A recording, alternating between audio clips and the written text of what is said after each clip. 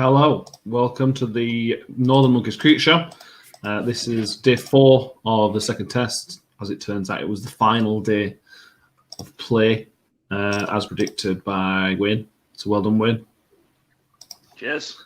It was a very unexpected, although Wayne predicted it. I don't think we had it wasn't a serious prediction, was it, Wayne? Of course it was. I think you find at the end of day 2 on the review there, I said that Sri Lanka was the ones that was likely to lose that game because they had the batting collapse in them, and that's what happened. You lying little git! You knew that was rubbish. You just guessed. That is what I said on day 2's review. Yeah. I'm just saying. Whatever. Okay. Well done.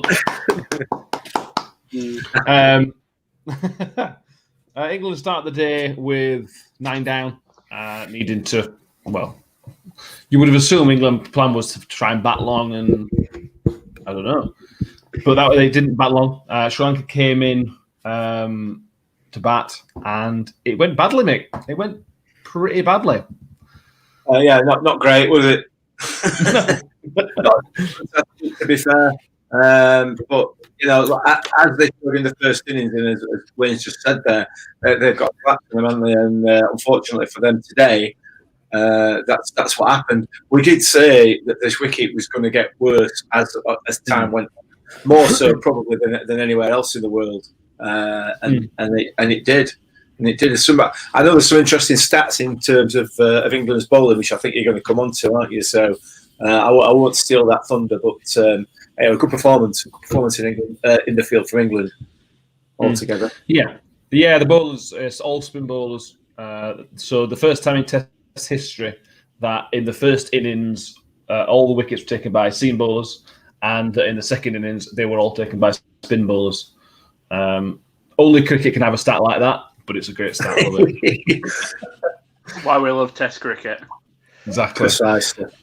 15 wickets on the day. 5 for England, 1 in the second innings, 4 in their one in their first innings, 4 in the second, and all 10 for Sri Lanka. As Mick's just put up on the screen, then Dinia was their top scorer. When your number 10 batsman's your top scorer, you're probably not going to be in a very good position.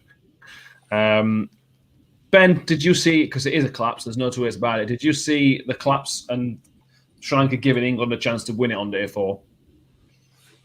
What, did I see it coming? Yes. No. I can't remember. I think I said it was on the one yesterday or the day before. I didn't even think it were a chance of us winning. I just said it. I said a draw, and then Wayne randomly said that England were going to win as a joke, not knowing that it was going to happen, and he got lucky from it. But that's a different subject. But no. I didn't see it, but obviously they've had an awful batting test series. It's been awful for them. They really need to look at themselves for this because, like you said, number 9, number 10 batsman, I think, highest scorer. Like, come on, man. Put me in, I could do better than that. He keeps saying this, doesn't he? He keeps laying down this challenge. He needs to give me a go. Give me a go, and I'll prove it. Okay, well, that's probably not going to happen. Well, you never know until I try. Andrew Strauss, are you listening? He's available. There was some questionable batting from Sri Lanka, to put it kindly, Wayne. As you take your drinks, apologies. Yeah, I managed to watch quite a lot of their batting performance due to not a lot going on at work. Which we'll gloss over, but I was first of all, I was surprised that we opened with seam at all. Surprised that we actually gave ourselves 2 overs each from Anderson and Curran. It was never going to work. But Jack Leach, as soon as he came on, looked absolutely brilliant. However, they just fell into the same traps that they did in the first test. Just lazy shot player, you know. Yeah, there were a lot of spin in that wicket, and there were some good deliveries, but Sri Lanka really had problems with that top order. They obviously had a good innings in the first innings, but they look shaky constantly. Yeah, their problems are clearly mental. They've clearly got some good players, as shown in first innings in this one and the second innings in the last test. They've clearly got the basics there. It's just thinking about what you're doing and not playing stupid shots and whatever else. They've got the makings of a good team, Sri Lanka, but it feels like they're probably focusing more on the one-day side than they are on the test side. Hence why they've not played tests for a long time. Absolutely, it's the reason that there's money in white ball cricket and there isn't money in red ball. So there's no emphasis for them as one of the poorer nations in Test cricket to focus on it, which is a bit of a shame. But I completely understand their reasons. Yeah, I agree. Jack Leach, Mick. Sorry, Ben. I'll come to you in a while. I'll come to you, Ben. Jack Leach took 10 wickets in the series, 4 wickets in the final innings. He is now England's most successful bowler in Sri Lanka, which is it's a good achievement. Bear in mind the players that Sri Lanka had in the past and the Test team that they did have in the past. To get that is a fantastic achievement. And he had a very good series. I'm guessing Jack Leach dealt with Too Easy's brother. Yeah, I think something might spell long cousin or something. But yeah, you know, it's the pitch is it's a spinner's pitch, isn't it? So yeah, I'm happy for him. He just don't look like a cricket. He doesn't like a sports person, does he? You wouldn't expect him to be that good at bowling, would you? It's just ridiculous. It's like, I'm really. You won't remember this, Ben, but I think it would in the World Cup in 2007. I think it were. Wayne will know. I think there was a guy for Bermuda, or Dwayne Leverock. Dwayne Leverock. Yeah. It was like a double-decker bus, but it took a stunning catch, and everyone just likes people who don't look like sportsmen. It's brilliant. I love it. Jack Leach looks like the sort of person that could advise you on a tracker mortgage. Not on a deteriorating wicket. Yeah, he looks like a lovely bloke. Leave him alone. He seems like a really lovely bloke. I would love to sit and have not a beer, but I'd love to sit and have a cup of tea with him because I bet he'd be a really knowledgeable guy. On mortgages. Wayne Dunbest also had wicket-wise had a very good series. He took a 5 for, a 4 for, and a 3 for, and then nothing in the first innings of this test. So more wickets than Leach in the series, but I don't feel like he's played as well. As stupid as that sounds, it's very difficult to argue with the stats. But as we said, for that 5 for, it was filth, absolute filth that he bowled for that 5 for. He has got better as the series has gone on, but I actually agree with you. I think Leach has bowled consistently better. It's been slightly village from him in that he's pitched up those terrible deliveries. Sri Lanka have gone after him with terrible shots, and he's got wickets. But he just to try and give him a little bit of positivity, he has got better, and any sort of positivity going into an India series is desperately needed. So let's hold on to a bit of hope for him. Would it be fair, Wayne, as a Yorkshireman, would it be fair, Wayne, to liken some of Des Ombes's bowling to mixed bowling that one time when we all played in the same team and Mick got hit into the road? He got hit into the road 3 times by a lad who got 140 not out but was dropped 9 times in the game. And then I could find the stats for you. I'm pretty sure he ended up with something like 3 for 60 off 6 overs or 5 or 6 overs, something like that. Listen, let's gloss over the runs bit, okay? We'll gloss over the runs bit. I thought I bowled really well. You were his best bowler that game. That was the worrying part. Yeah. Precisely. Yeah. But then again, I was the best batter, and me and you, Alexi, was the best partnership that game, and we still got trounced by 100 runs. So we would probably gloss over it. Yeah, I got 1 wicket, and I came over to. That is the worst wicket I have ever seen. We got him out. I think it bounced 3 times, didn't it? It bounced 3 times. hit a passing gopher, and then hit the stumps.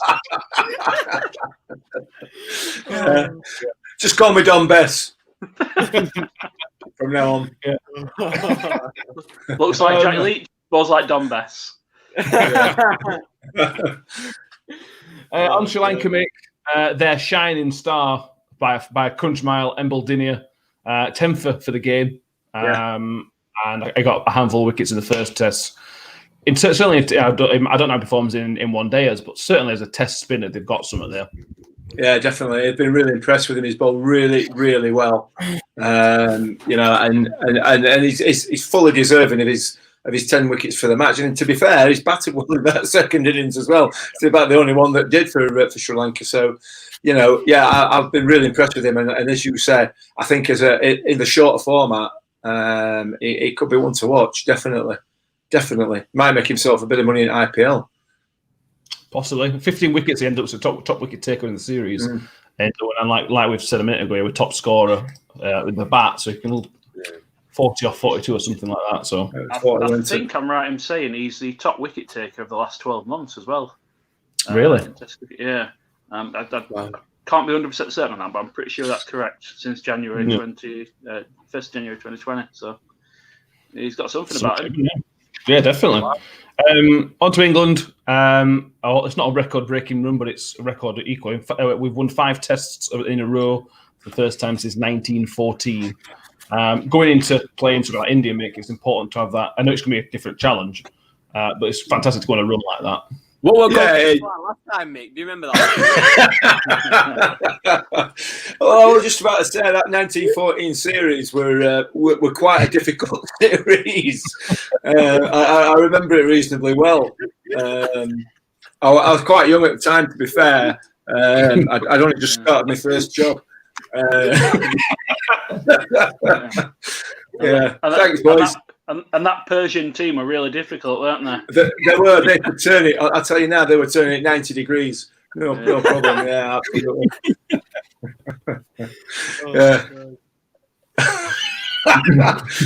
Thanks, boys. Do you want to answer the question about how good it is? I can't even remember what the question was now, to be honest. You can compare it to the last one and see what differs. Oh, God. A good run. It's a very good run to be on. It is going into India. In all seriousness, going into a test away at India, it is a good run, but it's going to be really difficult to keep it up, I think. Sorry, Wayne. You're welcome. I thought you were going to say something.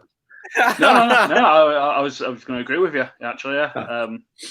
So, yeah, you're welcome. Okay. What about the 1914 series, or about? I can't possibly comment on that. I would say if it were 1914, they'd have been playing on uncovered wickets back then. So they probably only made about 50.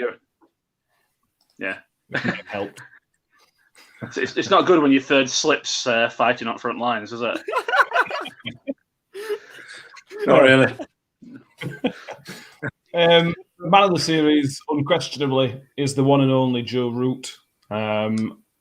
Ben, we've talked on basically every day we've covered of this about how fantastic Joe Root is. He had a quiet day with that, getting out to maybe a silly shot. He didn't judge it right, but as a whole in the 2-match series has been head and shoulders above absolutely everybody.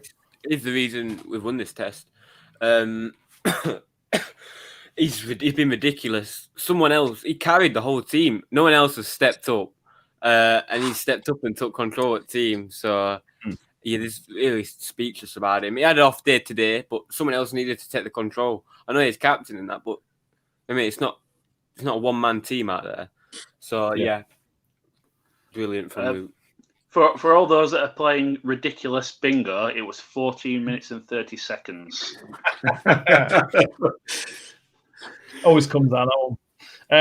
He is very, very likely to go third in England's test run history. He's only 225 behind Alex Stewart on a 4-match series in India. You'd expect him to probably pick up that amount of runs. First innings, first game, I would have thought. Against the Indian attack, I mean, let's be fair. What have they got? Let's be fair. Yeah. I'll shut up now. We're going to get some backlash for that one. And I tell you what, it'd be fully deserved as well. Yeah. There's been a question, Mick, on other batsmen backing route up, which is a valid question. But you only need one person to get 200 runs, and everybody else should be 20-30. Yeah. But going forward, it might be an issue. Dom Sibley clawed back a massive amount of credit in the last game, 56 of 154. He's a very old school batsman. When he gets in, he gets a strike rate of 38 and things like that, or lower. Yeah, we saw much lower last summer. It was key that he got something, wasn't it?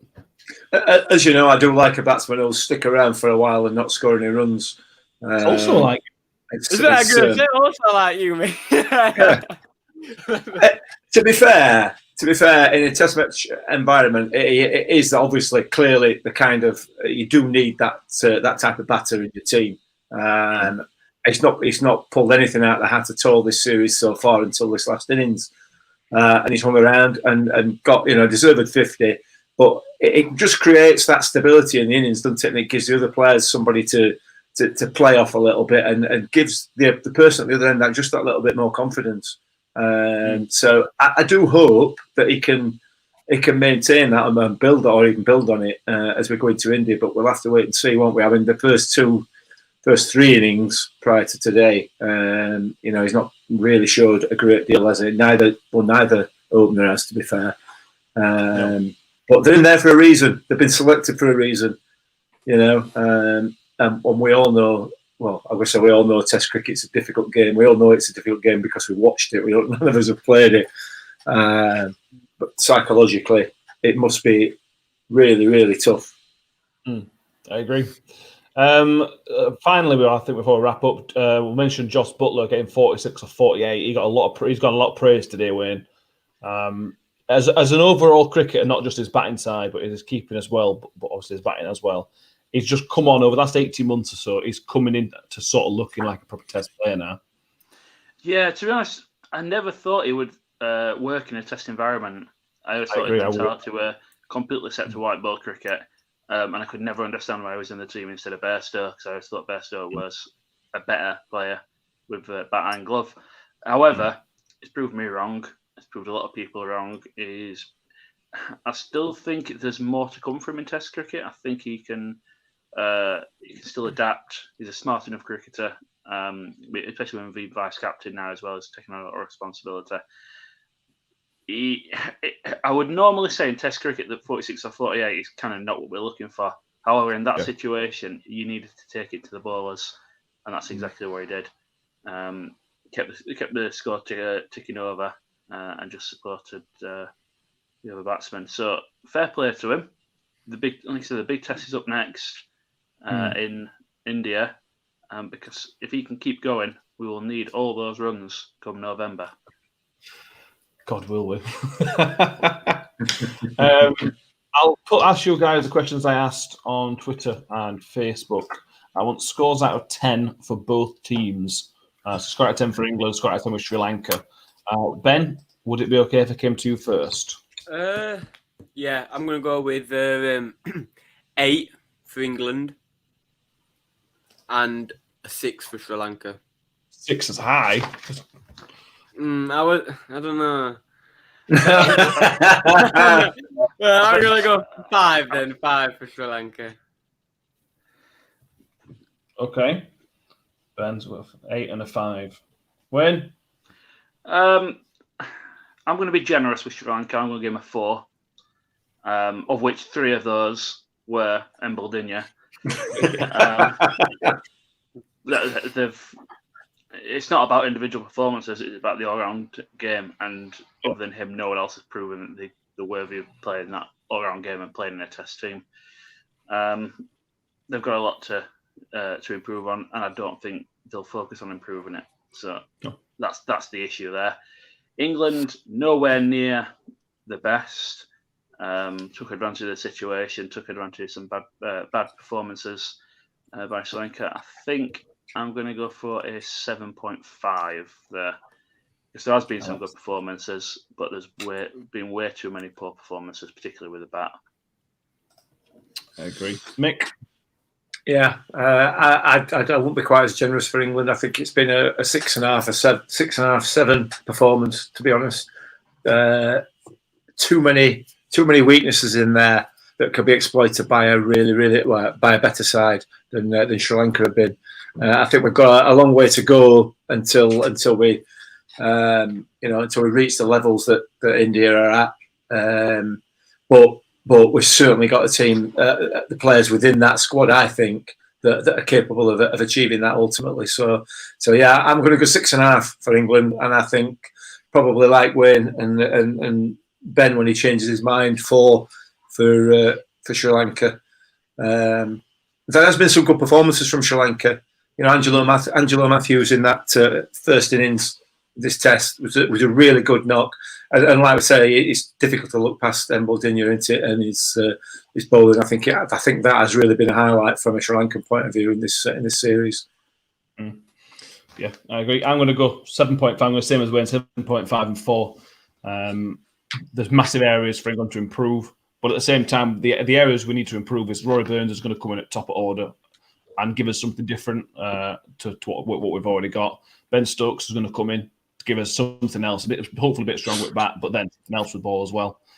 And Ollie Pope potentially to come in as well. So those three players, if one of them clicks, then that takes us potentially up to that next level. I'm really excited for this next test against India. I can't wait. It's going to be such a good test. It could be such a fantastic test here. And it only starts next Friday. Yeah. It's a really, really quick round. And to be fair, even if we weren't playing, India are fantastic to watch. They really are. So everything about them. When they play cricket, they mean it. Oh, big time, yeah, and it's great. I've got a lot of time for India. I really enjoy watching them. So it is going to be. I'm looking forward to it very much. Yeah, cool. Any final thoughts on the series, Ben?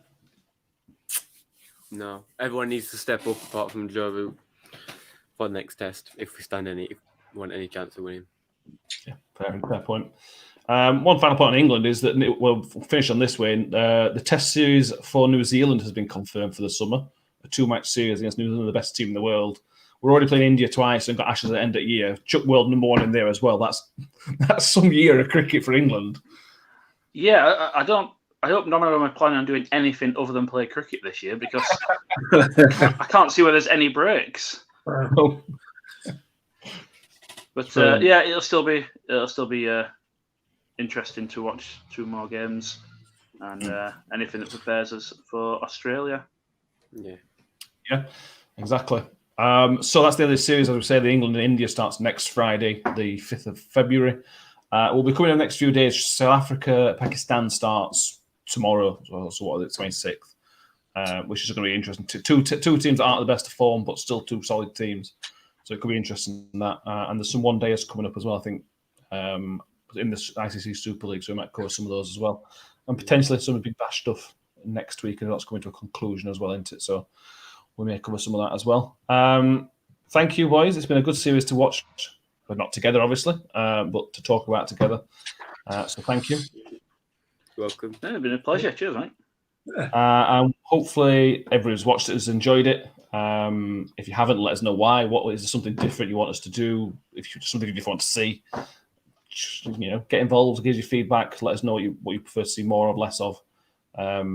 So yeah, thank you everybody for watching, listening. Thank you boys for getting involved, and we'll see you all very, very soon. Cheers, guys.